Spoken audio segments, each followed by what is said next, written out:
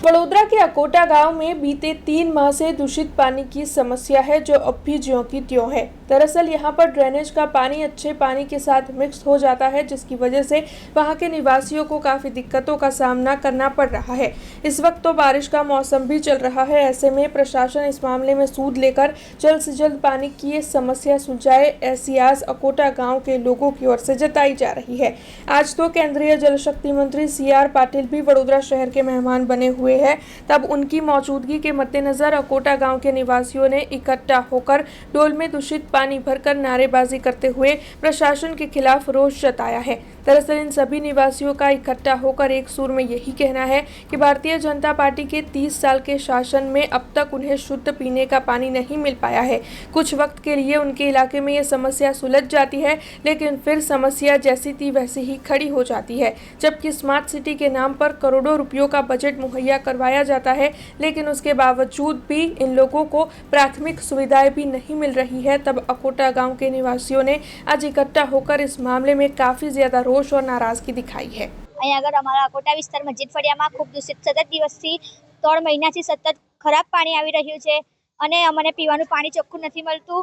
અહીં આગળ હાલ તમે જોઈ શકો છો કે આવું કાળું અને ગોચું પાણી આવે છે। અમને લાગે છે કે અમારા પાણીની લાઈન સાથે ગટરની લાઈન મિક્સ થઈ ગઈ છે, એના માટે અમારે ત્યાં આવું ખરાબ પાણી આવે છે। એમ મોદી સરકાર કહે છે કે જલ એ જ જીવન છે, તો આ જીવન અમારું આવું જીવન કાળું કાળું પાણી આપીને અમારું જીવન તમે સુધારવા માંગો છો એવું। અહીં આગળ તમે આવો છો તો કહો છો કે અમને વોટ આપો, અમે તમને પાણી ચોખ્ખું આપશું, રસ્તા બનાવી આપશું, તો તમે અમારા પાસેથી વોટ લઈને તમારી ખાલી તમારી ફરજ નિભાવો છો ને પછી કશું કરતા જ નથી। પહેલાં પણ અમે વડીવાડી ગયા હતા ત્યારે 5-10 દિવસ માટે જ ચોખ્ખું પાણી આપ્યું, ત્યાર પછી સતત પાછું 1 મહિનાથી આવું ખરાબ પાણી આવી રહ્યું છે। 3 મહિનાથી કોઈ અહીં આગળ અમારો નિકાલ જ નથી કરતું। હવે અમારી માંગ છે કે આજે વડોદરાના જલમંત્રી આવી રહ્યા છે, તો તે અમે તેમને આ સુપ્રીમ ભેટ પાણી પીવડાવવા માંગીએ છીએ અને હવે જો આ નિકાલ નહીં આવે તો અમે કોર્પોરેટર અને જલના બધા જ મંત્રીઓને આ પાણી પીવડાવવામાં આવશે। અકોટા મસ્જિદ ફળિયું આ વિસ્તાર છે, છેલ્લા 3 મહિનાથી આ પ્રકારનું પાણી આ લોકોને આપવામાં આવી રહ્યું છે કોર્પોરેશન દ્વારા। વારંવાર અમે અધિકારીઓને અમે જાણ કરી છે। અમે મોરચો લઈને વડીવાડી પણ ગયા। જ્યારે વડીવાડી ગયા ત્યારબાદ બીજે દિવસથી ચોખ્ખું પાણી માત્ર 5 થી 10 દિવસ માટે આવ્યું અને ત્યારબાદ ફરી પાછું આ જ પ્રકારનું પાણી આ લોકોને મળી રહ્યું છે।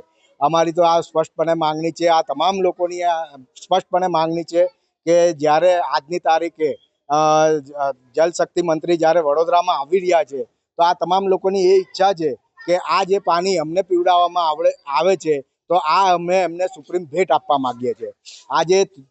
આ જે પ્રાથમિક સુવિધા છે, આ જે રોડ રસ્તા પાણી ડ્રેનેજ 30 વર્ષના શાસનમાં જો તમે એ પ્રાથમિક સુવિધા જો તમે જનતાને ના આપી શકતા હોય તો ધિક્કાર છે તમારા આ શાસન ઉપર। તમારે શાસન કરવાના લાયક જ નથી, તમારે શાસન છોડી દેવું જોઈએ। ઇલેક્શનમાં ઊભું પણ ના રહેવું જોઈએ।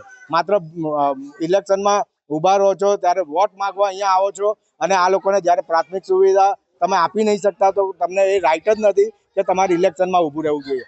મારે તો સ્પષ્ટપણે એ બીજું કહેવું છે કે આ પ્રકારનું જે પાણી છે, આ લોકોની બીજી એક માંગ છે કે આ જો તાત્કાલિક ધોરણે આ લોકોનો પ્રોબ્લેમ જો રિઝોલ્વ નહીં થાય તો સોમવાર કે મંગળવારે આ જે પાણી એમને પીવું પડે છે હાલની તારીખમાં, આ પાણી તમામ લાગતા વળગતા અધિકારીઓ, તમામ લાગતા વળગતા જે અહીંયાના ચૂંટાયેલી પાંખો છે એ લોકોના ઘરે જઈને આ લોકો આંદોलन કરવા માંગે છે। हमसे जुड़े रहने के लिए हमारे YouTube चैनल को सब्सक्राइब करें और नई वीडियो की नोटिफिकेशन के लिए बेल आइकॉन को दबाएं।